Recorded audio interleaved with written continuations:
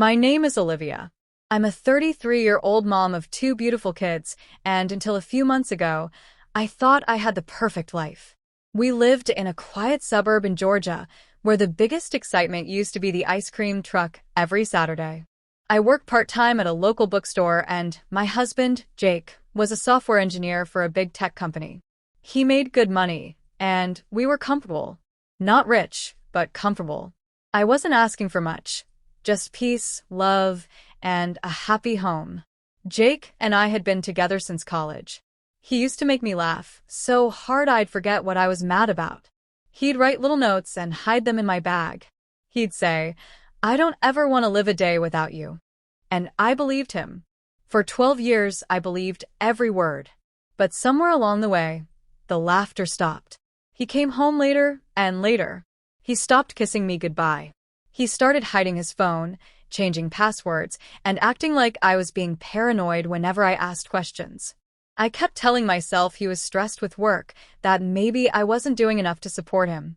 Then one day, I found a red lipstick stain on his white shirt. I don't wear red lipstick. I stared at it for 10 minutes, hoping it was pizza sauce or something innocent. But it wasn't. That night, when I asked him about it, he brushed me off like I was crazy. "You're imagining things, Liv. You always do this. You're being insecure again." I wanted to believe him. God knows I tried. But deep down, I knew something was very wrong. 2 weeks later, I followed him. I know that sounds bad, but when your gut screams louder than your brain, you start doing things you never thought you would. I waited until he said he was going to a late meeting.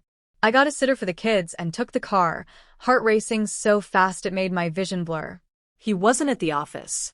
He was at a cozy Italian restaurant, sitting across from a woman in a tight red dress. They were laughing. Her hand was on his. I watched from the parking lot, hand over my mouth, shaking.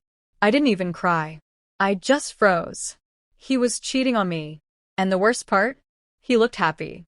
I didn't crash in there or throw water in his face or make a scene. I drove home, tucked the kids in, and sat in the living room in the dark. I waited for him to come back and lie to me again. But this time, he didn't come home at all. He texted me the next morning. Just one sentence. "I'm sorry. I need space." He didn't call, didn't explain, just vanished from our lives like he was never a part of them. I cried for days. I stopped eating. I'd tuck the kids in, cry in the bathroom, then wipe my tears and act like everything was fine in the morning. I didn't want them to see me broken.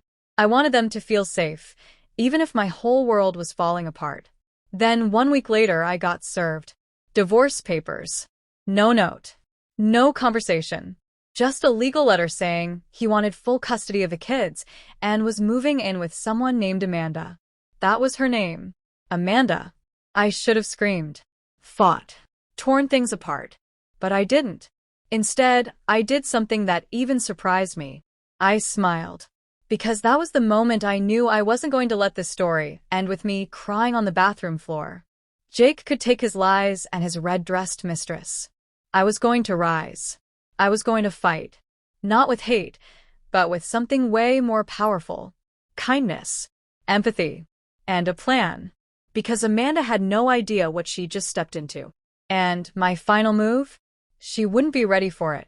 It all started the day I walked into court, wearing a simple blue dress and carrying nothing but my truth. My lawyer was a family friend, not fancy, but kind-hearted and sharp. He believed in me when I couldn't even look in the mirror without crying. The judge asked Jake why he wanted full custody. He said I was mentally unstable and emotionally incapable of raising the kids alone. I kept quiet, but my hands, they were trembling under the table. That same week, I decided to return to work full-time. The bookstore didn't have the hours, so I took a second job cleaning offices at night. It wasn't glamorous, but it paid the bills. My kids never went hungry. They never missed a day at school. They still had bedtime stories, warm baths, and love. Jake didn't even call to check on them. Amanda, on the other hand, was all over social media, posting pictures of my kids when she thought I wasn't looking, trying to paint herself as the new bonus mom. It made my stomach twist, but I didn't respond. Instead, I wrote letters to my kids every night. Letters I kept in a box under my bed. One day, I'd give them those letters. One day, they'd know the truth. I also started volunteering on the weekends at a women's shelter. It was a small place, but filled with so much hope. The women there had been through everything: abuse, betrayal, homelessness. But they still smiled, still helped each other. One of them, a woman named Denise, told me something I'll never forget. You don't need revenge. You need to rebuild. That stuck with me. I started therapy. I started journaling. I even planted flowers in the front yard, the same yard Jake said looked too boring to care about. And the more I rebuilt, the more I felt stronger. But then, one afternoon, just as I was getting used to my new normal, I picked the kids up from school and my daughter handed me something. Daddy said to give this to you. It was a wedding invitation. Jake and Amanda were getting married. The ceremony was 2 weeks away. My name wasn't mentioned anywhere, not even as the mother of the children. They had listed Amanda as their new mother. That night, after the kids went to sleep, I stood in the kitchen staring at the card. The rage I had buried so deeply began to rise. I thought about all the ways I could ruin their wedding. I could crash it. I could expose them. But that wasn't the plan. No. My final move would be quiet, thoughtful, Deep. and it would hurt more than any public embarrassment ever could. I spent the next 2 weeks gathering everything I needed: pictures, screenshots, witnesses, and one very important document. But I didn't rush it.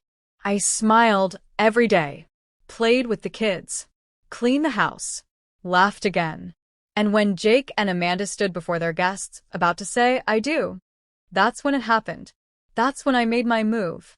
And no one, especially Amanda, was ready for what came next. The wedding was held at this fancy vineyard 2 towns over, the kind you see in magazines. Ivory flowers, gold chairs, a string quartet playing softly under a tent with silk curtains. Amanda had gone all out. She wore a white mermaid dress with glittering beads and a tiara so tall it looked like she was trying to crown herself queen of the world. Jake stood there, wearing the same smile he used to give me on our anniversary. But I wasn't crying. No, I was sitting in the back of the venue, uninvited, unnoticed, and calm. I didn't dress up, just wore a simple black blouse and jeans. Nobody paid attention to me. They were too busy sipping champagne and pretending they weren't watching the biggest soap opera unfold right in front of their salad forks. I waited. Let the ceremony begin. Let the music play. Jake looked smug. Amanda was glowing. The priest opened his little black book. And just before the vows started, I stood up. People turned confused. Amanda's smile faltered just slightly. Jake stiffened. "Sorry to interrupt," I said, holding a small manila envelope in my hands. "But I believe these belong to you." I walked down the aisle, slowly, steadily, and handed the envelope to Amanda. She blinked, confused. Opened it. Inside were printed screenshots of her text messages, dozens of them. Not with Jake. With another man. A man named Ryan. She turned pale. Everyone watched as her hands shook and her lips began to move, trying to form an excuse, trying to explain what couldn't be explained. But I wasn't done. "I think Jake deserves to know," I said calmly, "that the woman he left his family for has been cheating on him for the past 6 months. I didn't want to bring this here, but since you decided to include my children in your wedding invitation without asking me, I figured honesty was the least I could offer." Jake snatched the envelope from Amanda's hands and started reading. His face dropped.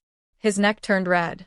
Amanda tried to grab it back, babbling something about old messages, and we were just talking.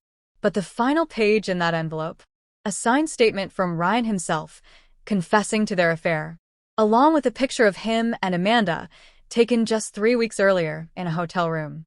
Jake dropped the papers. His mouth opened, then closed. Amanda looked like she was about to faint. The guests were frozen. No one moved. No one breathed. And I just smiled, nodded politely, and walked away. Not a single word from Jake. Not a single tear from me. I didn't need revenge. I had the truth. But that wasn't even the final move. That was just the warm-up. You see, Amanda wasn't just cheating. She had also been using Jake's money, my children's future money, to pay for Ryan's apartment. I knew this because I had quietly hired a private investigator after that day in the parking lot. Every dollar Amanda spent was traced. Every hotel bill, every dinner, every fake spa trip. I had receipts, and I had given copies to my lawyer. I wasn't going to jail. I wasn't making empty threats. I was building a case. Because Jake, in all his blind love, had opened a joint account with Amanda. And she had been draining it slowly, dollar by dollar. But Jake didn't know. Not yet. After the wedding disaster, Jake called me. At first, he tried to act like he was the victim. "Why would you humiliate me like that?" he snapped. I didn't yell. I didn't argue. I just said, "Do you really think you can burn down my life and not expect the smoke to reach yours?" Silence. Then I said the words that hit harder than anything else. "Check your account, Jake." I hung up. The next morning, I woke up to 6 missed calls and 3 texts from him. All in panic. Amanda had disappeared. Her phone was off. The account was nearly empty. He had been scammed. And I had warned him. But here's the thing. I still didn't hate him. I pitied him. Jake was selfish, but Amanda was a predator. She saw his weakness, his guilt, his desire to feel wanted. And she used it. I was raising our kids. Alone. Working 2 jobs. Holding it together. While he was off playing house with a woman who was already cheating. But I didn't want Jake to crash and burn. I wanted him to learn. So I gave him one final choice.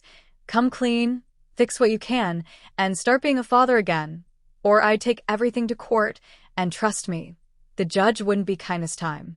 He chose silence. So I filed for full custody.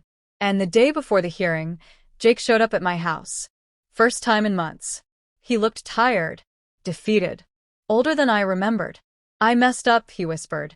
"I know," I said. "I lost everything." "No," I replied. "You lost everyone who cared." He looked past me, into the hallway, where our kids were laughing, watching cartoons. He blinked fast, like the tears were just behind his eyes. Then he asked, "Can I see them?" And that was the hardest moment of all, because part of me wanted to slam the door. But I didn't, because this story was never just about revenge. It was about protecting my peace, my children, my future. So I let him see the kids. Supervised. In the living room. Just for an hour. But after that, I had to do what was best for us. Still, I thought the chaos was done. I thought Amanda was gone for good. But 3 nights later, as I tucked my kids into bed, there was a knock on the door. I opened it, and there she was. Amanda. Eyes puffy. Makeup streaked. Hair wild. "I need to talk," she whispered. My heart stopped. Because I had no idea what she wanted. But I was about to find out. And what she said next shook everything. I didn't speak. I just stood there, frozen in the doorway. Amanda looked like a completely different person, nothing like the polished, smug woman I'd seen at the vineyard. Her designer dress was wrinkled, her heels were gone, and her nails were chipped. She looked broken. "Please," she said again. "Just 5 minutes." Everything in me screamed no. But curiosity has a strange way of whispering louder than anger. So I stepped aside. She walked in slowly, holding a small purse tight against her chest like it was armor. I led her to the kitchen and poured her a glass of water. She didn't touch it. "I know I'm the last person you want to see," she started, voice shaking. "But I don't have anywhere else to go." I crossed my arms. "What happened to Ryan?" Her eyes flinched like I'd slapped her. "He was never really mine," she mumbled. "He's gone. Took the last of the money and disappeared." I wasn't surprised. Honestly, I had expected this. Amanda had played the game, and she had lost. But what came next, I didn't expect. "I'm pregnant," she said softly. "And I don't know if it's Jake's or Ryan's." That landed like a punch to the gut. I stared at her, trying to decide if it was a trick. A way to drag Jake back in. To gain sympathy. But then she opened her purse and pulled out an ultrasound photo. "I didn't plan for any of this," she said. "I didn't think about what I was doing. I saw a man who was broken and easy to control. I didn't think about the consequences. But you didn't deserve what we did to you." My jaw tightened. "You think saying sorry changes what happened?" "No," she whispered. "But maybe it's a start." I leaned against the counter, silent. My heart was racing, but I didn't know why. Was it anger? Pity? Confusion? She reached into her purse again and pulled out something else, my letters. The ones I had written to my kids. The ones I kept under my bed. "I found these in Jake's office," she said. "He kept them. Every single one. I think he reads them." I felt something twist in my chest. Jake had never mentioned the letters. I didn't even know he knew about them. But Amanda continued. "He loved you, Olivia. I think he still does. But he's too ashamed to admit it." I laughed bitterly. "Love doesn't look like what he did." "I know," she said. "That's why I came here. Not for him. For me. I wanted you to hear it from me before the rest of it hits you." "What do you mean?" She looked down. "Jake's being investigated. Fraud. Financial misconduct.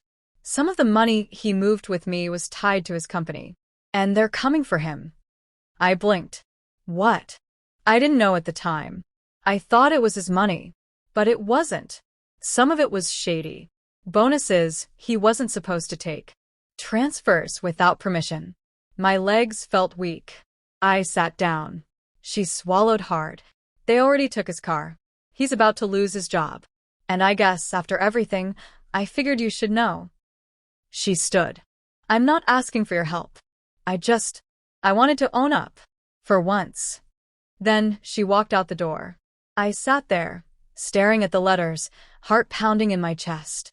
It was like the floor had been pulled out from under me. Everything Jake had done, all the lies, the betrayal, was worse than I'd thought.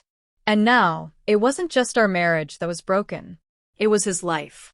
I didn't know what to feel. Relief? Justice? Fear? Because if Jake was arrested, what would happen to the kids? Would the news spread? Would people come knocking? Would I be dragged into it? The next day, I called my lawyer. He confirmed it. Jake's company was filing an internal investigation, and his accounts were frozen. He hadn't told me a thing, but the storm was coming fast. I tried to stay calm. I cooked dinner, read bedtime stories, kept smiling for the kids. But my mind was spinning. That weekend, Jake showed up again. No fancy car, no new clothes, just jeans and an old hoodie I hadn't seen in years. He looked like he hadn't slept. "I need to talk," he said. I crossed my arms, blocking the door. "You're a little late for that." "I know," he said, "but I'm begging you. Just 5 minutes." The same words Amanda had used. I stepped outside and closed the door behind me. I didn't want the kids to hear.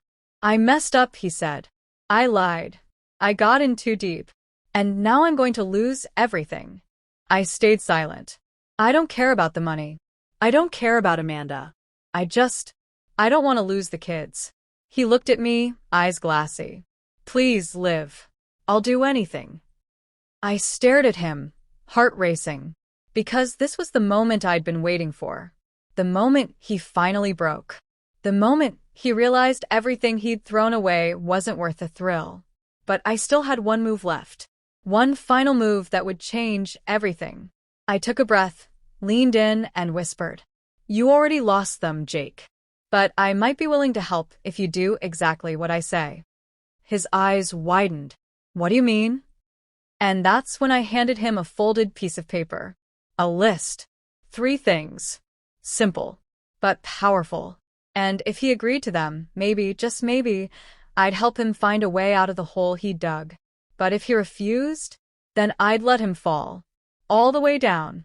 He unfolded the list, read it once, and looked back at me, stunned. And the last item on the list? That one hit him like a truck. His lips parted. "You can't be serious." I just stared. Dead serious. And that's where we'll pick up next, because what I asked him to do. No one saw it coming. Jake stood on my porch, holding that list like it was a grenade. His hands shook.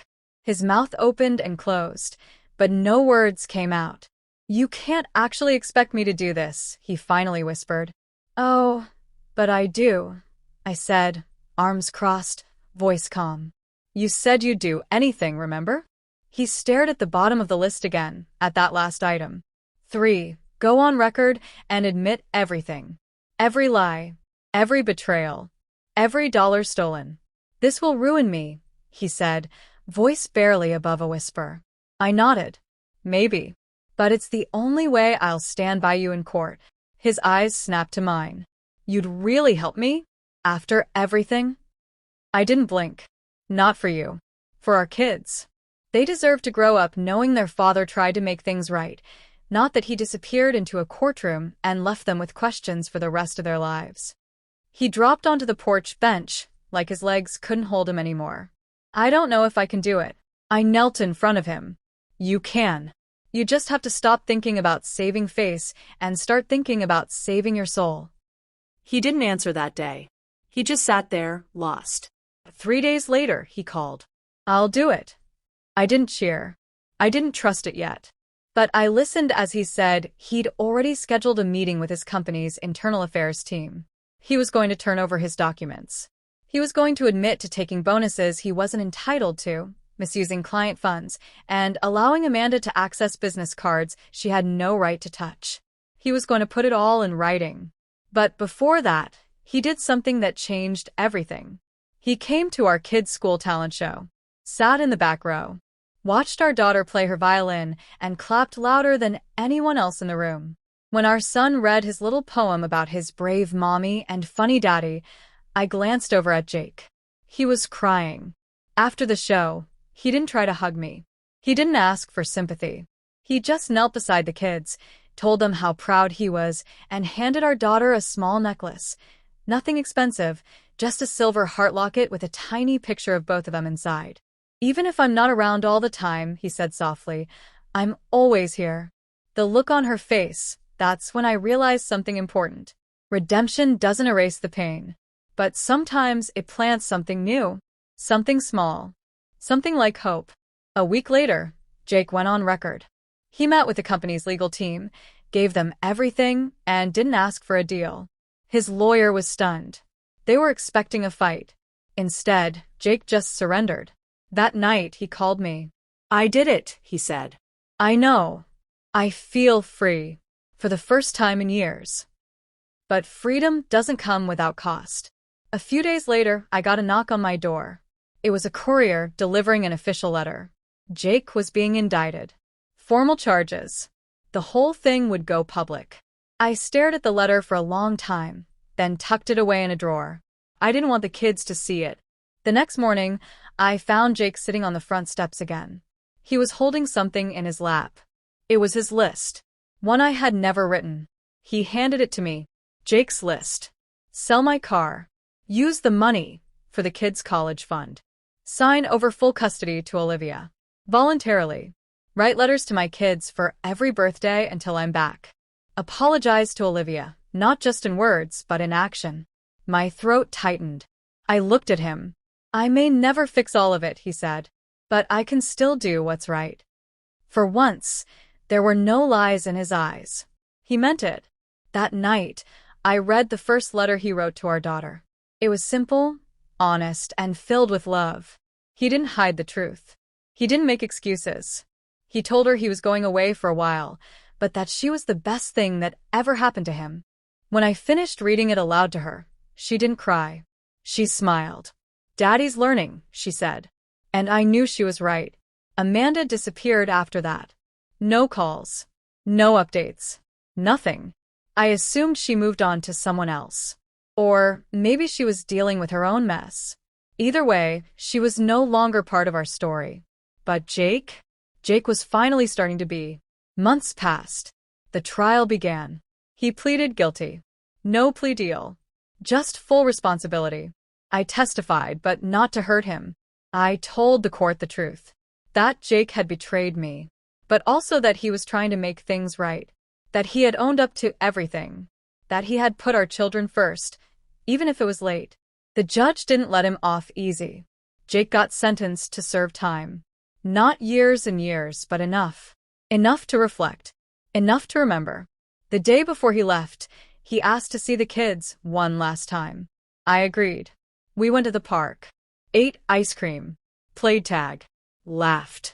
And when it was time to go, Jake knelt beside them and said something I'll never forget.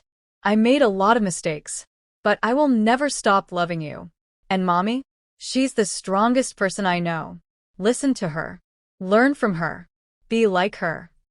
Then he stood, nodded at me, and walked away. No drama. No begging. Just peace.